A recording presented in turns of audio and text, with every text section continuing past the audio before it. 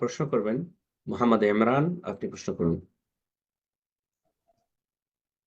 আসসালামু আলাইকুম রহমতুল্লাহি ওয়া সম্মানিত শাইখ, কেমন আছেন জানাবেন? ওয়ালাইকুম আসসালাম ওয়া রাহমাতুল্লাহি ওয়া বারাকাতুহু। আলহামদুলিল্লাহ। বলেন, প্রশ্ন বলেন। আমি আল্লাহ ভালো আমি রাখুন। মোহাম্মদ ইমরান, পশ্চিমবঙ্গের মুর্শিদাবাদের বাসিন্দা, কেরালাতে আছি। তো মাশাআল্লাহ, আমার বলেন জানার কি বলেন। আমার জানার বিষয় হলো যে মহিলাদের পর্দা বিষয়ে, যখন হসপিটালে যেতে হয় বাচ্চা ডেলিভারি হওয়ার সময়। তো এটা আমার হুম, শুধু প্রশ্ন না, আমার পরিবার বা অন্যান্য ভাইদেরও প্রশ্নের জন্য করছি, হয়তো এর আগে আমি চান্স পাইনি, তো হুম, আজকে করছি। তো অনেক সময় দেখা যায় যে কোনো মহিলা পরিপূর্ণভাবে পর্দা করে, কিন্তু বাচ্চা হওয়ার সময়তে কোনো পরিস্থিতি থাকে না, এই কারণে যখন যাই হুম। বাচ্চাটা ডেলিভারি করার জন্য, তো তখন পুরুষ ডাক্তারের মাধ্যমেই করতে হয়। মহিলারাই করে, কিন্তু পুরুষ ডাক্তাররাই সবকিছু করে, চেক আপ থেকে শুরু করে বিভিন্ন। তো এখানে পর্দার খেলাপ হয়। তাছাড়া এখন সাধারণত আপনার সিজার ছাড়া হচ্ছেই না বাচ্চা, নর্মালে তো কোনো প্রশ্নই নেই। হুম। এমনিতে যদি হচ্ছে নর্মালে, তাও পয়সার জন্য ডক্টররা বলছে নর্মাল হবে না। এখন তো এইখানে বড় ধরনের পর্দার একটা খেলা ঘটে। তো এটা কি স্বামীর গুনাহগার হবে, বা স্ত্রী সেই মেয়ে মহিলাটি কি গুনাহগার হবে? একটু জানিয়ে উপকৃত করবেন। জাযাকাল্লাহু খাইরান। এই গুরুত্বপূর্ণ মাসআলা। মহিলারা, মা বোনেরা যে ডাক্তারের কাছে যাচ্ছেন, সেখানে অনেক সময় তাদেরকে পুরুষ ডাক্তার দিয়ে চেক আপ করাতে হচ্ছে, সেটা ডেলিভারির ক্ষেত্রে হোক অথবা অন্য কোনো শরীরে অঙ্গের চিকিৎসার ক্ষেত্রে হোক। এটা জায়েজ কিনা বা এর জন্য গুনাহগার হবে না কিনা।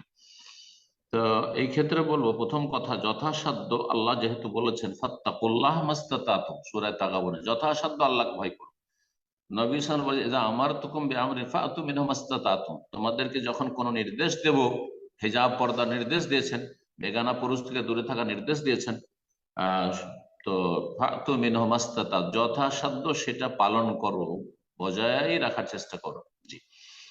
তো আল্লাহ রাব্বুল আলামিন যেন তৌফিক দান করেন। এই ক্ষেত্রে প্রথম করণীয় হচ্ছে, যখন কোনো মহিলাকে চিকিৎসার জন্য নিয়ে যাবেন বা মহিলা চিকিৎসার জন্য যাবে, মহিলা ডাক্তার খুঁজুন।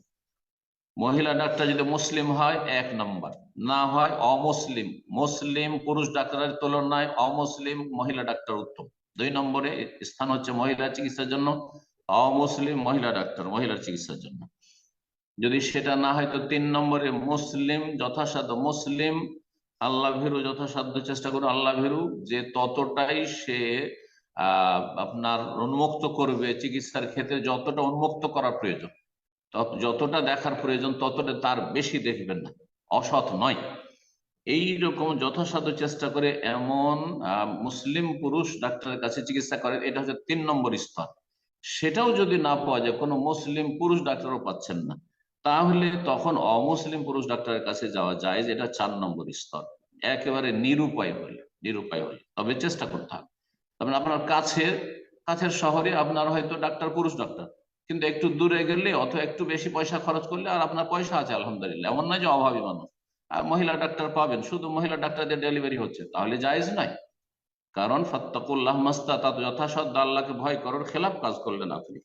আল্লাহ রাব্বুল আলামিন তৌফিক দান করুন। এই ক্ষেত্রে যদি নিরুপায় হয়ে পুরুষ ডাক্তারের কাছে প্রয়োজন মোতাবেক চিকিৎসা করে, তাহলে যারা চিকিৎসা করাবে তারাও গুনাহগার হবে না, আর চিকিৎসকও গুনাহগার হবে না। তবে চিকিৎসক যদি জানে যে মহিলা ডাক্তার আছে বিকল্প, তাহলে বলে দেবে যে মহিলা ডাক্তার আছে, তোমাদের মহিলা পেশেন্ট মহিলা ডাক্তারের কাছে নিয়ে চলে যাও। যদি আল্লাহকে সে ভয় করে, একজন মুসলিম পুরুষ ডাক্তার হয়, তাহলে বলবে যে মহিলা ডাক্তার যেহেতু এই কাজের জন্য আছে, তার কাছে নিয়ে চলে যাও। হ্যাঁ, দুনিয়াদার হবে না, পেট পূজারি হবে না। আর তারা যে এক এক শ্রেণীর মানুষ, এক শ্রেণীর চিকিৎসক রয়েছে, যারা সুস্থ মানুষ, যার কোনো সিজারের প্রয়োজন নেই, তাকেও সিজার করে দিচ্ছে। তাদের অনিষ্ট থেকে আল্লাহ রাব্বুল আলামিন মা বোনদের হেফাজত করেন, মহিলাদের হেফাজত করেন। জি। আমিন।